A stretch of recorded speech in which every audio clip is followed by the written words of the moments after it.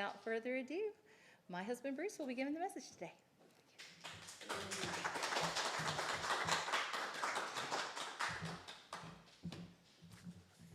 Does this need to be turned off? You could use it or you could turn it off. Well, right. Okay. Yeah, exactly. It could happen. Okay, can you hear me through this? Okay. All right, very good. You know that I'm not a native Hebrew speaker, so Va'ek Hanan. Va'ek Hanan. Or I pleaded. That's this week's Parsha. It's the 45th Parsha out of 54, so we were about to round the Torah cycle before we know it. And I pleaded is taken from the first verse in our first slide, Deuteronomy 3:23. Then I pleaded with Adonai. So I am probably always guilty of not being able to see the forest for the trees. And this Parsha has lots and lots of things. It's a retelling, so it is sort of condensed. And you think, well, what am I supposed to talk about? So I attempted to make a list. It's just 7 points, So by tomorrow, we should be finished. But, okay, there we go. Too loud? Felt like something changed. I feel powerful. I don't know why. Maybe it's just for me, but to help organize thoughts. And, of course, I leaned heavily on First Fruits of Zion. But, yeah, a lot happened in this Parsha. So right off the bat, we have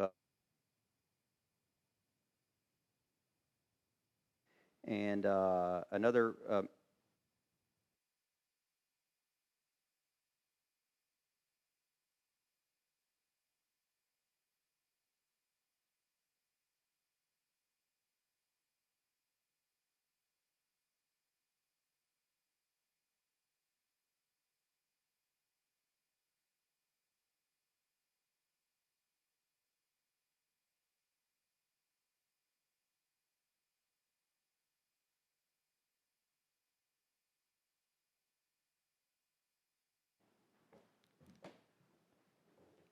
I guess for myself and for us, it's important to slow down and read.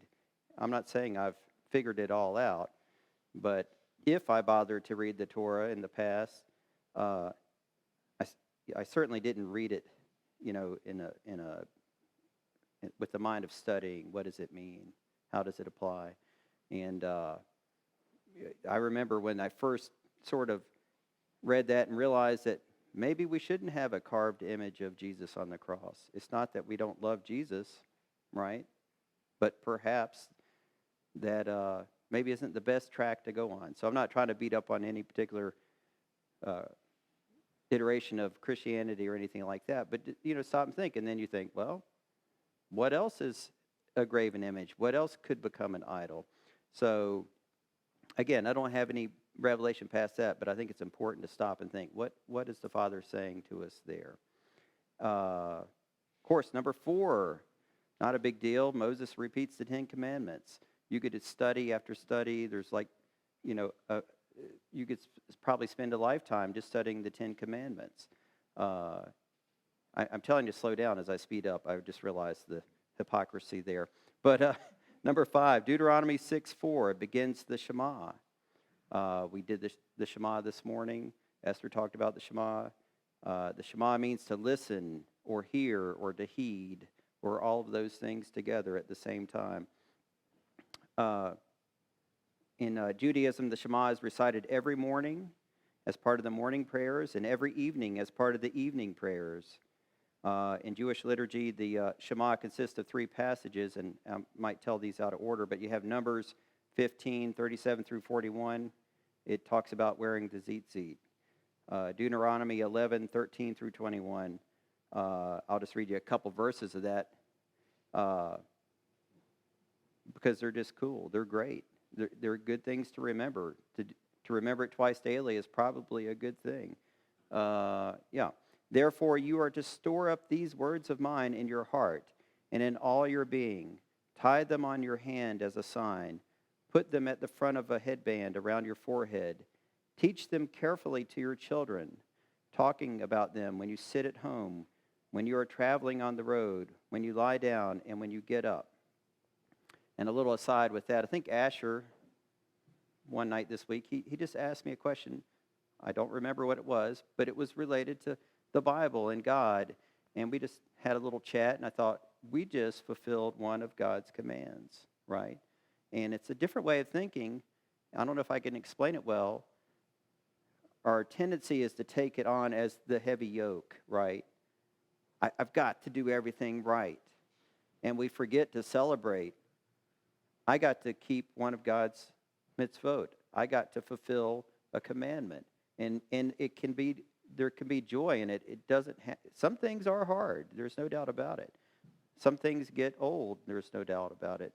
But we should take time to rejoice in that we're even aware of what is right, what is wrong, that God has even spoken to us, that he's even given us access to his word, and that we are able to walk it out and have it in our heart. So don't make it all drudgery. Like, celebrate your victories, even if they're just little. Like, hey, we just talked about God just a little bit and his word just a little bit. And, you know, that's my kid. And it was really cool. So let's move on here. So, yeah, the Shema begins with Deuteronomy 6. And, of course, all of God's word is significant, but what's so significant about Deuteronomy 6 and the Shema? And it's really neat to be reminded that Yeshua had something to say about the Shema. In Mark 12:28, which I don't have that scripture up there, if you'll remember, one of the Torah teachers came up to Yeshua, which is the most important mitzvah of them all. And in Mark 29:30, Yeshua answered, the most important is, Shema Yisrael Adonai Eloheinu Adonai Echad. Hear, O Israel, the Lord our God, the Lord is one. We say it all the time, but it's good to remember that Yeshua answered that right out of the law, God's commandments. Yeshua said, this part of the Torah is the most important commandment of them all. And we find that. I'll read it. I guess I'm just drilling in, but I'm a slow learner, so I need this. So if we look at Deuteronomy 6, 4 through 5, part of this week's Parsha. Shema Yisrael, Adonai Eloheinu, Adonai Echad. Hear, Israel, Adonai our God, Adonai is one. And you are to love Adonai your God with all your heart, all your being, and all your resources. So Yeshua, I know I'm preaching to the choir, but he's upholding the Torah, right? He's not doing away with it. He said, Deuteronomy 6, 4 through 5 is the most important commandment. And, of course, we have the second most important commandment, found in Mark 12:31. The second is this, you are to love your neighbor as yourself.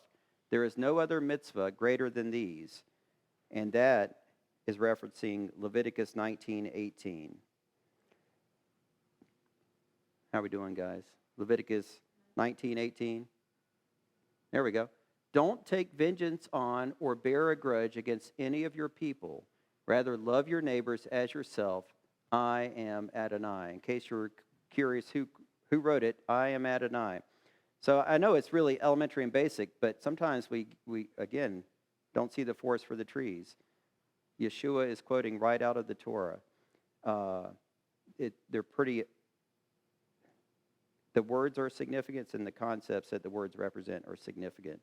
So it's good for us to slow down and think about that. And we say it every week. We could get into a rote style. I just say it every week. I'm thinking about taking out the garbage on Monday, while I do the Shema. And we do need to push back against that, or I know I do personally, to make it as impactful as it can be every time. So now we're back to my list. Number 6, things that happen in this parsha. When the people entered the promised land, they were not to make covenants with the Canaanite people. Just quickly, I was reminded that we're in the world, but we should not be of the world.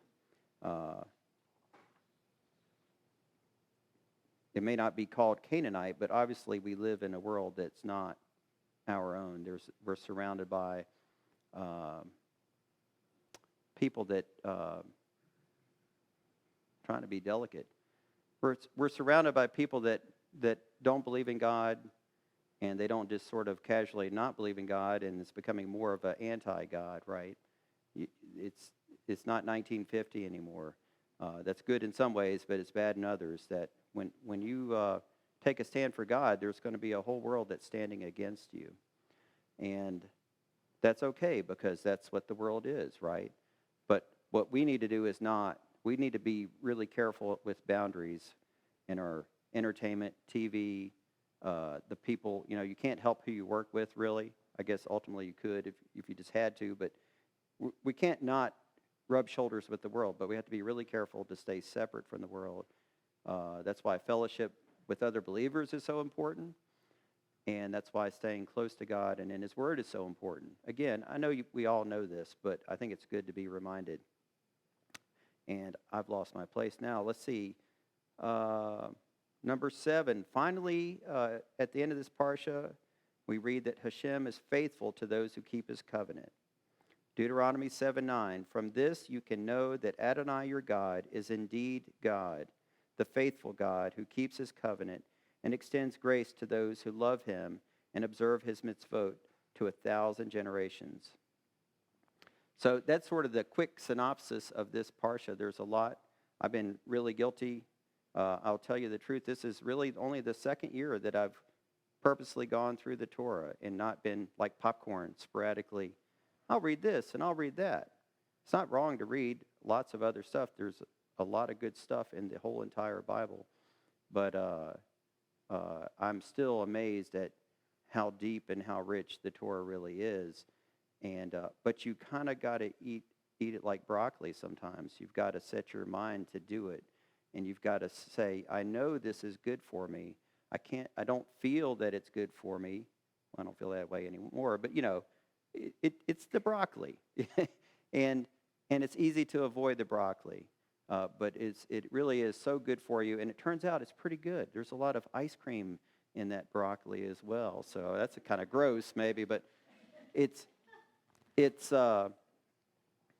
here we go. I mean, every time we speak, it's like, oh, there's so much in this parsha, and there really is. It's there, but you gotta dig down and start going through it, and you can't read it like you're just trying to get it over with, like I used to do. So anyway, again, every time I read the parsha, and I think, well, I've got to talk about something. I usually get 1 or 2 lines in. And that's where I get stuck. The first tree I come to, that's what I go with. So back to Deuteronomy 3:23. Then I pleaded with Adonai. So Moses had already been told that, hey, you're not going in the promised land. And but yet we find Moses, he's pleading with God to please be allowed into the promised land. Moses had intervened with the Father any number of times, over and over and over again.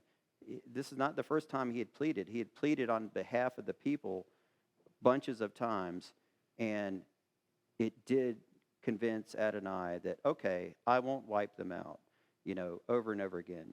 So, we kind of think, well, Moses is just being selfish, and, he's just trying to get his own way. But, it just illustrates that there is a place for telling the Father how you feel about something. But the Father gave an answer, and it was an emphatic no. And so, again, Moses wasn't altogether out of line, and this might be more of an extreme example, but if you look to Yeshua as an example of how he pleaded with the Father. In Hebrews 5:7, it talks about how Yeshua communicated with the Father. Hebrews 5:7. We got it? During Yeshua's life on earth, he offered up prayers and petitions, crying aloud and shedding tears to the one who had the power to deliver him from death.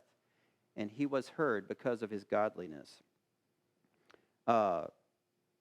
thinking about Yeshua in the Garden of Gethsemane before his crucifixion, we know that he was in anguish, and I know a lot of you guys know this, but my kids may not know it, and Garrett can correct me if I'm wrong, giving his medical background.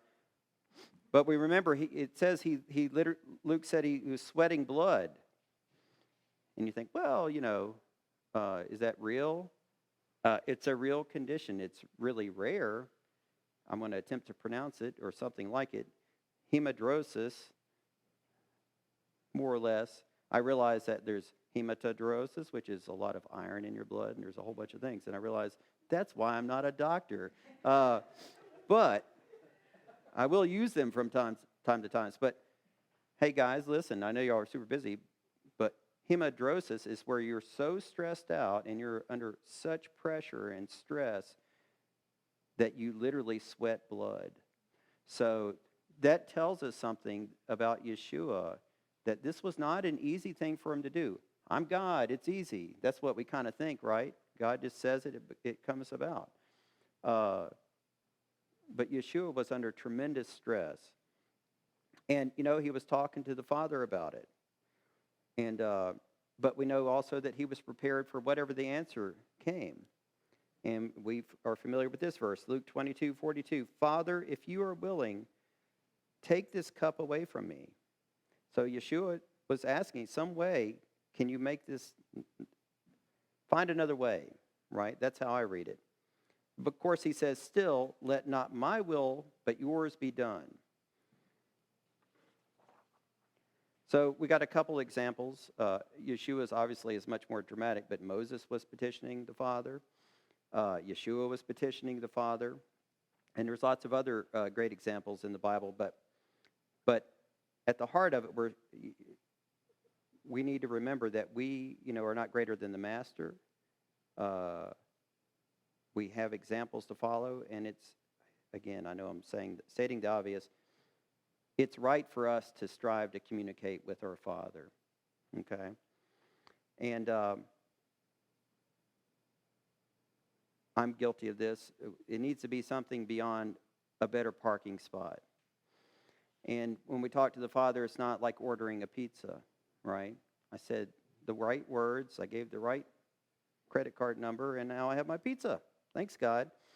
And this isn't the only example, but if we look at the beginning of this parsha, Deuteronomy 3:24 through 25, Moshe lays out, I guess you have to be careful of, again, doing it in a rote way or just following a formula, but he does give us an example of how to pray. Adonai Elohim, you have begun to reveal your greatness to your servant and your strong hand. For what other God is there in heaven or on earth that can do the works and mighty deeds that you do? Please let me go across and see the good land on the other side of the Jordan, that wonderful hill country and the Lebanon. So want to point out is that Moses started with praise. He didn't start with, how about that pizza? He started with praise. He told the Father how great he is. And, if you look at the Psalms, it goes on and on and on and on. And I feel that, we need to try to follow that example. Every 3 weeks, we are on a rotation to give a sermon. And every 3 weeks, I start saying, I fall into the trap of ordering a pizza. Please give me the message. Can you do it by Monday? Because I don't want to be stressed about this all week. Please just tell me what it is. Will you move my hand on the page, please? It's not worked yet. So I know, or what I've found is stop asking for the specifics. It's not wrong to ask for the specifics, but start with telling God how great he is. And, sometimes it's kind of like the broccoli. You start out, you're like, well, I'm such a fraud. I'm not feeling that necessarily. And I'm not saying fake it till you make it, but even if you feel like a fraud, when you say something great about God, it's true. Because he is a great God, right? you're not speaking lies over him. He is worthy of all the praise. You know, so you may not feel it, but do it anyway. I know that sounds terrible. Don't quote me on that. Just do it because it works. It's like eating that broccoli. You're like, I'm kind of scared of that broccoli. I don't really like it, but it is good for you. And, you know, it's just a funny thing that when you start praising the Father and tell him how great he is and how wonderful he is, you stop worrying about that pizza. You stop worrying about the parking spot. You stop worrying about the message. You stop worrying about your job. You stop worrying about whatever it is that you're going to the Father with. And again, it may not be wrong to go, but it's so much sweeter to feel close to the Father than it is to worry about the pizza, the job, the relationship that maybe isn't so great. Again, they're important, but the Father is the most important. And so what do you get out of that? You may get an emphatic no. No pizza. No job. No whatever. But you get a taste of God's Spirit, and that is better than anything you could get in this world. And, of course, we know, I didn't think to put the verse in there, he knows the things we need, right? He does. So he's going to take good care of us. And those things are temporary. The grass withering, the flowers fading. That's what we are. So let's keep the main thing the main thing. I had some Psalms pulled up. I don't know if I'm going to read it, but in a sense, when we're telling God how great he is and how wonderful he is, we're writing our own psalm, right, to our Father. And that's the takeaway for me from the Parsha is don't come to the Father. Yes, we have access to him through Yeshua, but that doesn't mean we put our muddy boots on his table when we come talk to him, that we don't take it lightly. We should feel the weightiness of approaching the Father, right? Remember the guy reached out to steady the ark? He's dead, right? I'm not saying we're going to die, but we need to be aware of who we're going to talk to and that we need to do it with respect and that and we need to tell him how great he is because he is. So anyway, that's all I got for you guys. Shabbat shalom.